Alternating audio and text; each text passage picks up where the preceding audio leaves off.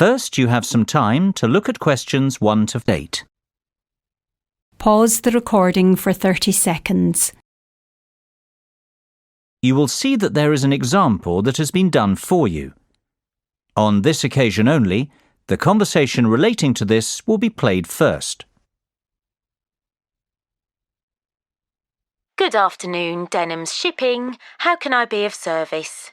Well, I wish to inquire about sending a container of personal items from the UK to Ireland. The customer wants to send his container to Ireland, so the country of destination is Ireland. You should answer the questions as you listen, because you will not hear the recording a second time. Listen carefully and answer questions 1 to 8. Good afternoon, Denham's Shipping. How can I be of service? Well, I wish to inquire about sending a container of personal items from the UK to Ireland. No problem. Would you like me to give you an estimate of the cost? Yes, please. Well, first of all, may I take your details? Of course. My name's Tim Lafferty. Could you spell your surname for me, please, Tim? Yes, it's Lafferty. L-A-F-F-E-R-T-Y. Thank you, Tim. Now, where would you like us to pick your container up from? My university, if possible. OK. Let me make a note of the address. It's Abbeyfield University. Is that Abbeyfield?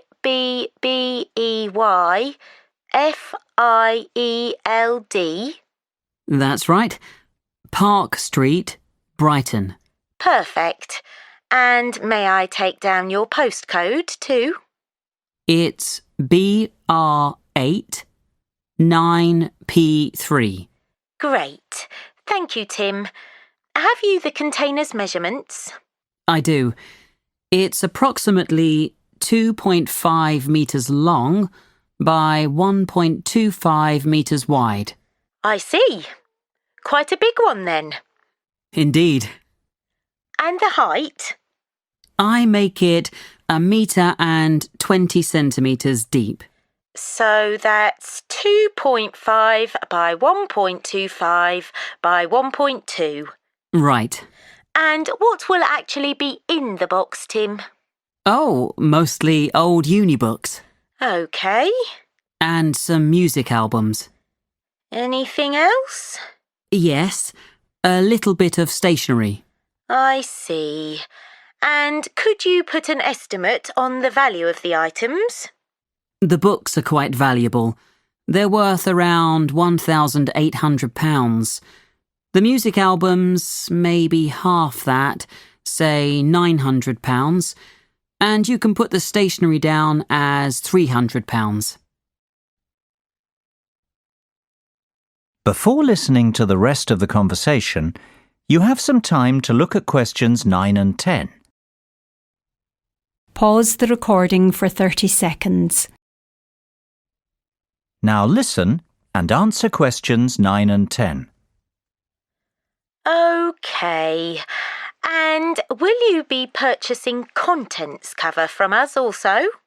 I'm not sure what you mean. Sorry, let me explain.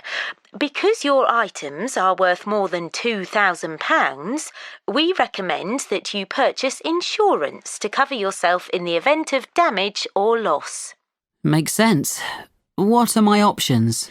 Well, we offer 3 insurance deals: the premium rate, standard rate and economy rate ones. Premium offers full cover in the event of loss, damage or theft, which means you would be provided with the full cost of replacing your belongings. What about standard and economy? Standard will give you today's value, the second-hand value of your belongings, and economy provides you with a fixed payment of £1,000 in the event of loss, damage or theft. Well, I can afford to live without those books, to be honest. So just give me the cheapest option. We recommend standard cover for all our customers. No, thank you. That won't be necessary. The cheapest option will be fine. No problem. And one last thing, will you be needing delivery at your office, at your house, or do you intend to pick up your container at the port? Home delivery would suit me best, I think. Now turn to section 2.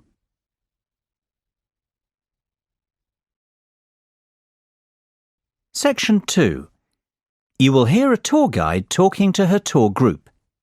First, you will have time to look at questions 11 to 15.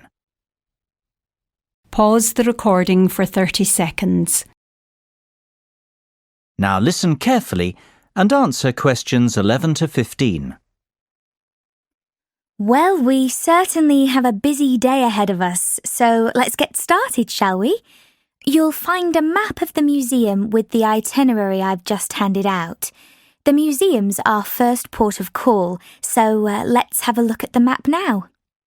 The door on the right of the entrance hall leads into the gift shop and ticket centre. Once we pick up our entrance tickets, I'd ask everyone to deposit their bags and coats in the cloakroom, which is located towards the back of the gift shop and ticket centre. If you want to pick up an information leaflet, you can approach the information desk situated along the right-hand side. Now, once you come back into the entrance hall, the door on the opposite side to the gift shop leads into the art gallery. There is a special exhibition on there at the moment which is not to be missed.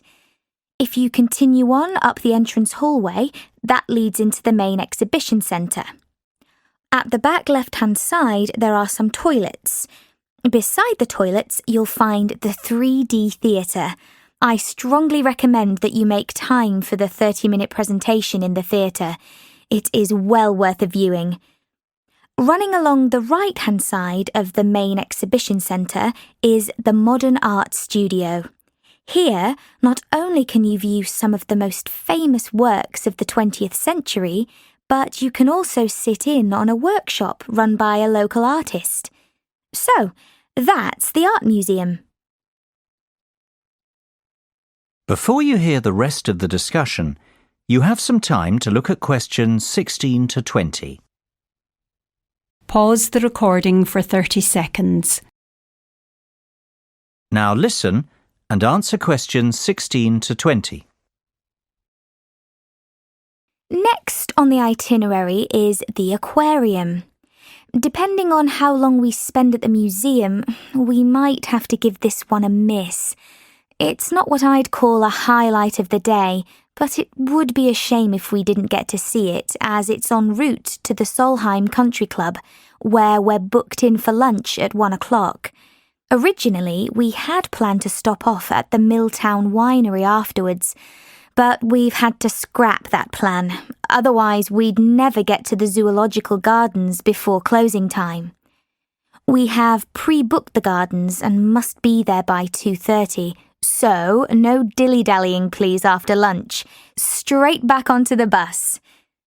The gardens close at 3:30, so we've an hour there, which should give us ample time to look around. Time allowing, we'll stop off at the famous Stout Brewery after that, if traffic isn't too heavy, and we're in Lincoln before 5. If not, we'll head straight for the National Concert Hall, where you're in for a real treat of an evening, with a performance from the world-renowned cellist, Andrei Borovsky. We have to be in our seats by 6:30 sharp. After that, it's back to the hotel for the night, where a buffet meal will be waiting for us at 8:30, or whenever we get back.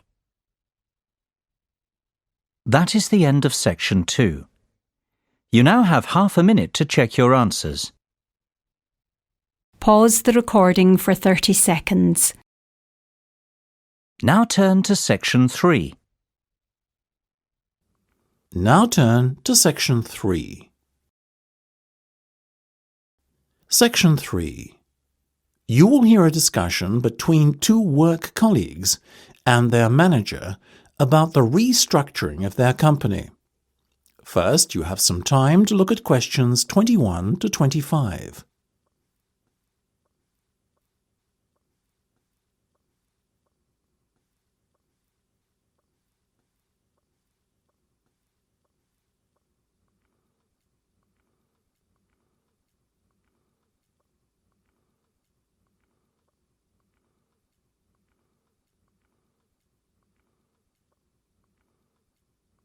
Now listen carefully and answer questions 21 to 25.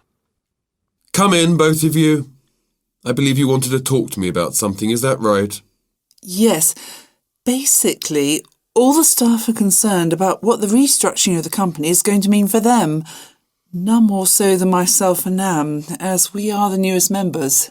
As I said to all staff at the meeting last week, there's no cause for concern. There will be no compulsory redundancies. All redundancies will be on a voluntary basis. Yes, we understand that, but to tell the truth, we just want a little reassurance that our jobs are safe. Look, Anne and Penny, the company isn't going to be short-sighted and let its bright young minds go. Besides, we've already met our target for the number of voluntary redundancies we want to secure. In fact, there's a waiting list. You know as well as I do that the age profile of staff at this company needs to come down. A lot of our employees are close to retirement age and are just going through the motions until they can take their pensions. That's why we decided on this redundancy initiative. We want to encourage those that would be happy to leave to do so and employ younger, more motivated staff. I guess that makes us feel a little better, but we're also worried about the upcoming salary review. What will it mean for us? Given the fact that the company's motivation for this restructuring initiative is not to cut costs, you needn't be worried that there will be a negative effect on your salaries. We are running a very profitable business and we will reward our top performers in the upcoming review. Both of you fall into that category, so you can expect a healthy bonus and salary increase. Simple as that. That's good to know. Another thing on our minds was the fact that with all these voluntary redundancies happening in the next few months, there will be a lot of positions opening up higher in the company. What we were wondering is, will the recruitment drive be an internal or an external one? Obviously, we will recruit internally where possible. That has always been company policy. So, if you're asking me will there be opportunities to gain a promotion in the near future, then the answer is very definitely yes. The type of candidate we would be looking for has a proven track record and is performance-driven. How can we improve our chances of getting promoted then when the opportunity arises? Well, in the meantime, be prepared to take on additional responsibilities, especially those relating to the management of other members of staff. Obviously, the higher up you go in the company, the more involved you'll be in managing people.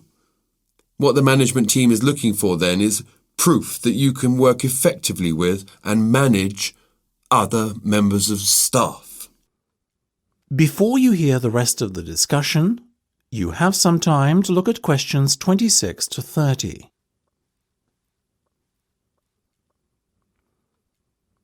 Now listen and answer questions 26 to 30. One more thing. Go on. This project you've given us to manage, is it a test of our abilities? I guess you could say it is a test of sorts, but look at it more as a chance for you to prove yourselves. Actually, now that I have you both here in private, can we talk about that a bit? Of course. OK, Penny, let's start with you. Has the timescale been agreed yet? Yes. You said we have a total of 8 weeks to bring the product to launch. So we've decided to allocate 3 weeks at the beginning to product research and prototype testing. Very good. Then after that, we are going to spend a further 3 weeks formulating our marketing strategy and doing some research and testing on a sample of the target market itself to get some feedback. And presumably the last 2 weeks will be devoted to the launch? Exactly. Now, let's talk estimated costs. Well, you've given us a total budget of £100,000. Of that, we're allocating 50% to product development and testing, a further 25% to marketing, and £25,000 will be spent on the launch. Penny, give me a breakdown of the launch costs, would you? Sure. £10,000 will be spent on hiring and decorating the venue. £10,000 will be spent on promotional work and the remaining money will be used to pay for catering and administrative costs. I'm very happy with that, to be honest. As I said, you guys should stop worrying. You're doing a fantastic job, so keep it up. That's the end of section 3. You have half a minute to check your answers. Now turn to section 4. Section 4. You will hear part of a talk about how to attract birds to your garden. First, you have some time to look at questions 31 to 40.